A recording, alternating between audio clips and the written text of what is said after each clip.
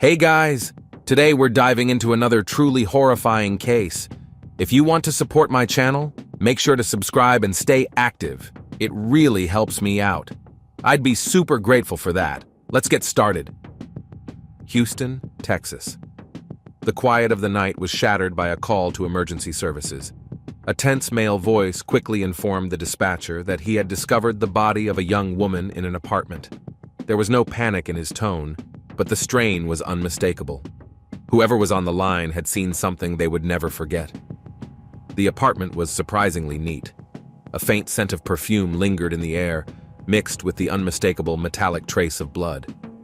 On the couch lay a woman face down, surrounded by a dark stain that had already seeped into the fabric. A deep wound on her neck left no chance of survival. When the first officers arrived, the door showed no signs of forced entry, and there was no evidence of a struggle. Nothing suggested chaos or spontaneity. This wasn't a robbery. The perpetrator had left no obvious traces. The entire scene indicated that whoever had done this knew exactly how to avoid leaving evidence behind. One of the officers crouched beside the body, trying to estimate how long she had been there. While the exact time of passing was uncertain, one thing was clear. The suspect had left just hours ago. Yet, there was no weapon, no object that could have been used in the attack. The most pressing question investigators faced: who was the last person to step through that door? Shelby Thornburg was born on August 18, 1995, in the small town of Windsor. Her childhood was anything but stable. Her parents struggled to provide a safe home for her and her sister. Their father, Robert Thornburg, was in and out of prison. He had a history of criminal behavior, though the details of his offenses remained unclear. His absence made little difference in the girls' lives. He never took an interest in his family, even when he wasn't behind bars. Their mother, Leslie Thornburg, was an even greater challenge. She battled addiction and, as the years passed, lost more and more control over her life. When her daughters were young, she would often leave them alone for long hours. Neighbors frequently heard their cries, but there was no adult around to comfort them. They learned to fend for themselves, searching for food wherever they could, and their living conditions were far from safe. Over time, Leslie became incapable of handling even the most basic parental responsibilities. The girls were left to navigate life on their own. Adults who knew the family reported their situation to the authorities multiple times before social workers finally intervened. After assessing their home life, they determined that Leslie was unfit to care for her children. The sisters were placed in foster care. Their future was supposed to improve, but it didn't. They were moved from home to home, sometimes together but often separated. Stability remained out of reach. Some foster families genuinely tried to support them, but many were indifferent. In at least one placement, they experienced mistreatment, though details about what happened were never publicly disclosed. Despite all the hardships, Christina, being the older sister, always tried to support Shelby.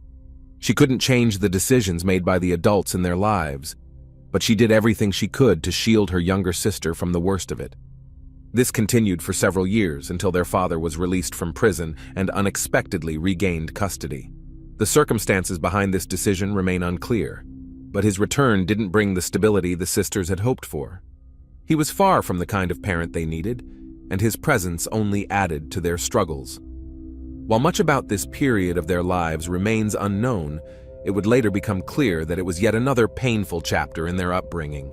When Christina turned 18, the first thing she did was take Shelby in. She found a job, rented a place, and stepped into the role of caretaker. But despite her efforts, Shelby still carried the weight of her childhood experiences. She struggled to cope with the past, but she had her older sister, the one person she could always trust. From a young age, Shelby Thornburg dreamed of becoming a model. She imagined herself on photo shoots, walking runways, and gracing the pages of fashion magazines. This vision of the future gave her hope that she could escape the difficulties of her past. However, significant challenges stood in her way. As a teenager, she experienced rapid weight gain, which was influenced not just by genetics, but also by emotional struggles. The stress, instability, and lack of support during her early years led to an unhealthy relationship with food. She often turned to eating for comfort. only to later feel ashamed and unhappy with her body. When Christina took her in, it became clear that Shelby needed help. She was self-conscious about her appearance, avoided cameras, and rarely went out. Her dream of becoming a model seemed out of reach. Seeing how much this weighed on her, Christina decided to step in. She didn't just offer emotional support. She also found a professional who could help Shelby work through her struggles. Therapy made a difference. Over time, Shelby began to shift her mindset. She started focusing on her well-being, improving her diet, and becoming more active. The changes were noticeable. She gradually lost weight.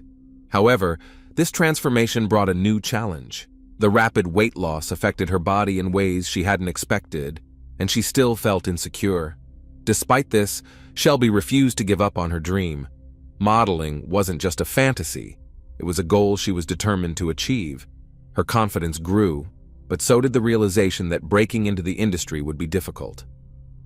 After graduating high school, she faced a major decision about her future. College didn't interest her. She wanted to work. But in her small hometown, opportunities were scarce, and major modeling agencies were based in big cities. That's when she made her choice. She would move to Houston. Christina didn't try to talk her out of it. She understood that her sister was searching for a way to change her life. Wanting to make the transition easier, she helped Shelby with the move and finding a place to live. Shelby left with excitement, hoping that new opportunities awaited her. But reality turned out to be very different. After moving to Houston, Shelby quickly realized that breaking into the modeling industry was far harder than she had imagined.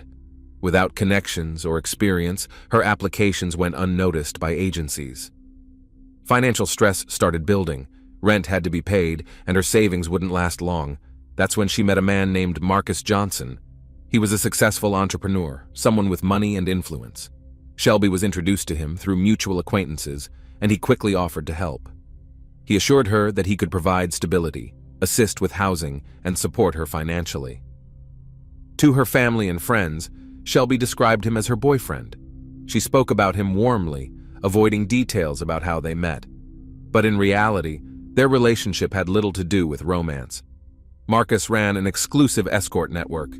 He promised young women financial security, luxury apartments, and protection. Shelby didn't accept his offer right away. She hesitated, but the weight of financial struggles, her desire for independence, and the temptation of easy money won out. Before long, she became part of his business. Thanks to Marcus, she moved into a high-end residential complex where the leases were in his name. Her income grew, and opportunities that once seemed out of reach suddenly became real. But with the money came risks. The clients varied, and not all of them seemed trustworthy. Danger could be lurking behind any meeting. Shelby started distancing herself from Christina, avoiding conversations about work and turning down invitations to visit. Christina sensed that something was wrong. Her suspicions turned into certainty when she noticed inconsistencies in Shelby's stories and changes in her behavior. One day, Christina directly asked how her sister could afford such an expensive lifestyle. Cornered, Shelby finally admitted what she had gotten involved in. That conversation became the first and only serious conflict between the sisters. Christina tried to convince her to walk away, to find another path, but Shelby refused to change anything. She believed she was in control. But in reality, that control had long since slipped into someone else's hands. The conversation between the sisters quickly turned into an argument. Christina couldn't believe that her younger sister had chosen this path. She demanded answers, trying to convince Shelby that this wasn't just dangerous. It was ruining her life. But all she heard in response was that everything was under control, that it was temporary, that this was her choice. The money that once seemed like an escape had become a trap. Shelby had grown used to nice apartments, expensive things, and the comfort of financial security. She had seen how hard others worked for far less. The thought of returning to a life of financial struggles felt unbearable. The first real warning sign came in 2014. A police raid targeted one of the apartments where Shelby was working. She was detained along with several other women. It was her first serious encounter with the law. Fear gripped her as she was taken to the station. Though she managed to avoid severe consequences, The fact that she had been arrested at all was enough to shake her. A few months later, it happened again. The second arrest couldn't be dismissed as bad luck. This time, it wasn't just law enforcement pressuring her. Word started spreading, news of her detainment reached acquaintances, and rumors made their way to family members. Even those who had been unaware of her work began to suspect the truth. Once again, Christina stepped in. She pleaded with Shelby to walk away, to leave everything behind and start fresh. She offered her a place to stay, financial help, and assistance finding a new job. But Shelby was too afraid to take that step. She knew that leaving this business wasn't simple. Over the years, she had seen what happened to those who tried. And even if she did manage to get out, then what? Where would she go? What would she do? She couldn't picture a life without the money she had become accustomed to. Every time Christina brought it up, Shelby promised to think about it. But deep down, she felt there was no way out, or at least not one she could see. November 4th, 2015, started like any other day for Shelby. She was at her apartment in an upscale Houston complex, waiting for a scheduled meeting. The evening seemed routine. A client had reached out in advance, arranging a visit. Meetings like these were part of her work, and she was used to the process. As the evening approached, she received a message confirming the appointment. The man, who introduced himself as a potential client, informed her that he would arrive in 20 minutes. Everything followed the usual pattern. Shelby quickly responded, letting him know she was expecting him. At 8:30 p.m., security cameras recorded the man entering the building. His demeanor was calm, but something about him was unusual. He kept his head down, deliberately avoiding the cameras. Before heading up, he sat in the lobby for a moment, as if waiting for the right time. Then, he took the elevator and disappeared behind the doors of the floor, where Shelby's apartment was located.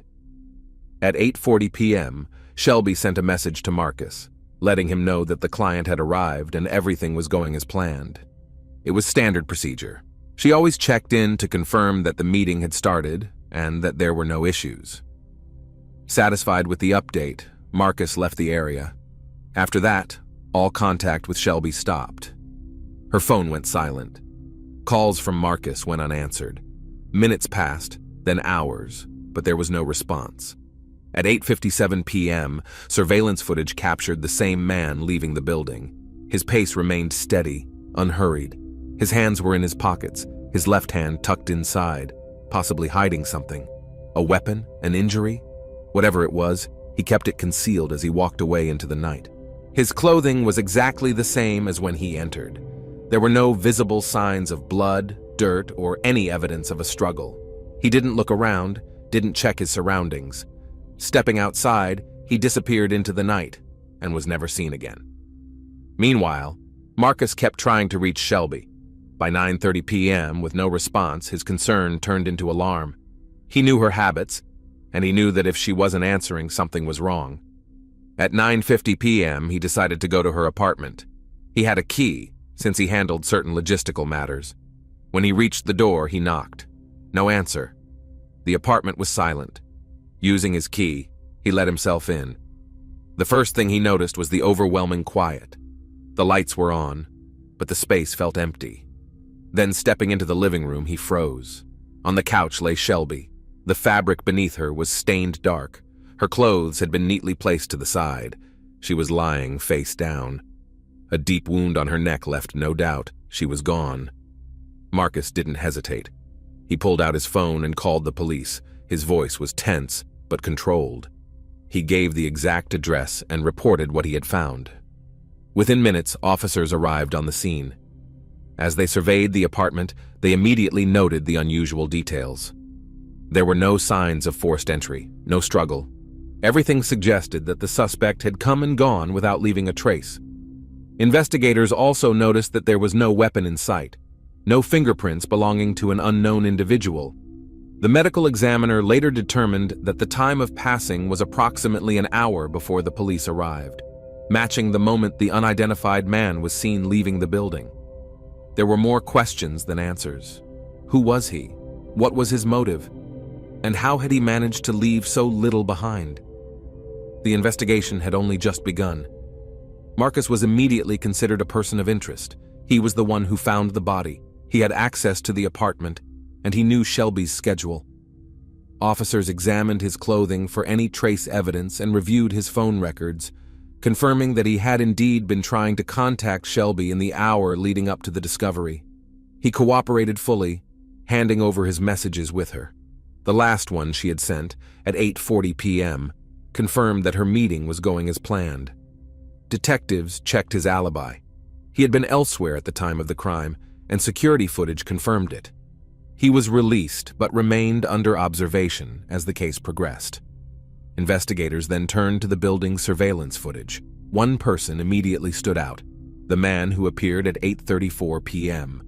He entered the lobby without making eye contact with anyone, sat in the waiting area for a moment, then took the elevator to Shelby's floor. At 8:57 p.m., exactly 23 minutes later, he exited the building.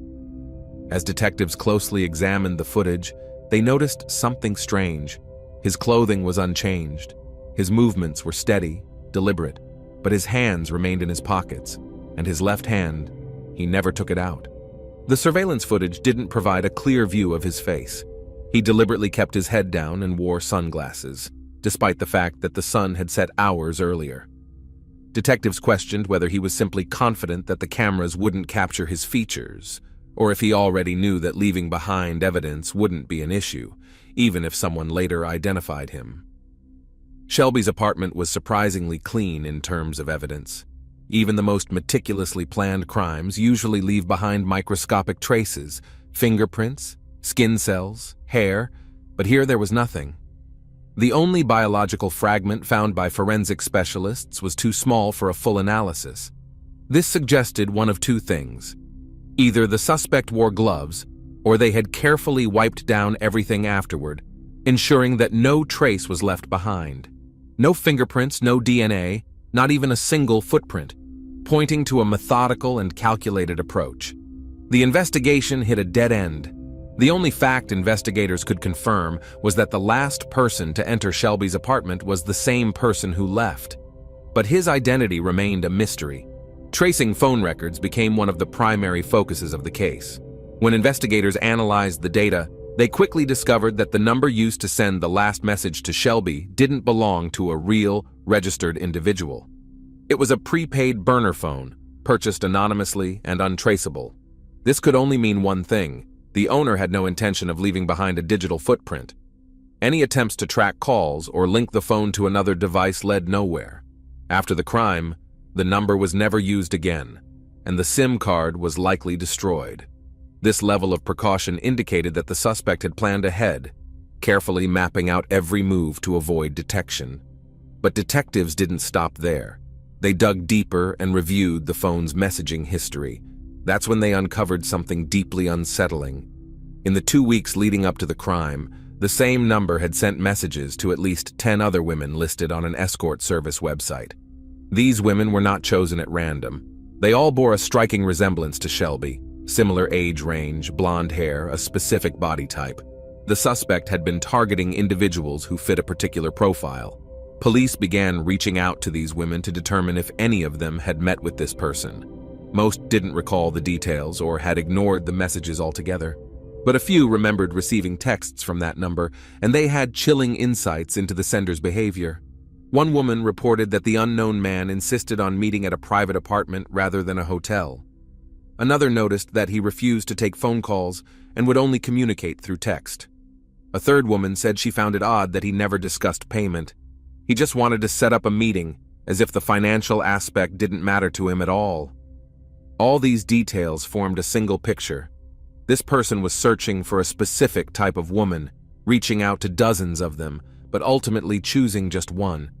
That meant Shelby's death wasn't random. She had been watched, followed, and deliberately selected. Investigators began asking themselves, could this have been his first crime?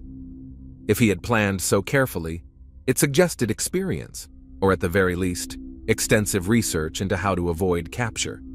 Detectives started reviewing other missing persons cases and unsolved crimes in the area, but found no clear matches.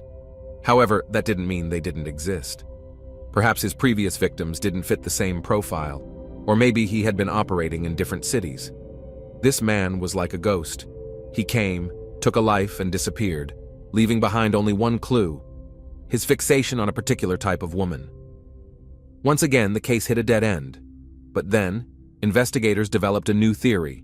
What if this crime wasn't just a random act of violence, but a targeted elimination of a witness? Shelby worked in an industry linked to illegal activity. It was possible that she had information that could be damaging to someone in her circle. Christina, her sister, was convinced that Shelby had wanted to leave the business and start fresh. But in that world, walking away often came with consequences. If Shelby had been planning to cut ties, she could have been seen as a liability. In situations like that, pressure tactics are often used: threats, blackmail, and if those don't work, more drastic measures. Christina believed her sister was taken out for exactly that reason. She claimed that a month before Shelby's death, she had talked about leaving, even making plans to move. There was also the possibility that she had been cooperating with law enforcement, or at the very least had hinted to someone that she knew something valuable. The fact that the suspect didn't take any valuables and that there were no signs of a struggle only strengthened these suspicions. If this had been a random act, the scene would have looked different. But here, everything was methodical, precise, and cold, suggesting the work of someone who knew exactly what they were doing. Both theories were plausible, but there wasn't enough evidence to prove either one. The investigation continued, but without concrete leads, moving forward became increasingly difficult. The case of Shelby Thornburg's death remained unsolved. Months passed, then years. Yet law enforcement was never able to identify the suspect. Surveillance footage captured a man who was likely the last person to see her alive, but his face was never clearly recognized. If the suspect was a repeat offender, it meant he could still be out there searching for new victims. Investigators reviewed similar cases but found no direct matches. It was possible that he had changed locations, altered his methods, or even stopped altogether. But if he was still active, it posed a serious risk to other women who fit his pattern. If, on the other hand, this had been a targeted crime, then whoever orchestrated it had managed to stay in the shadows. Neither law enforcement nor Shelby's family had a clear suspect, and those who might have known something chose to remain silent. In that case, her death hadn't been random.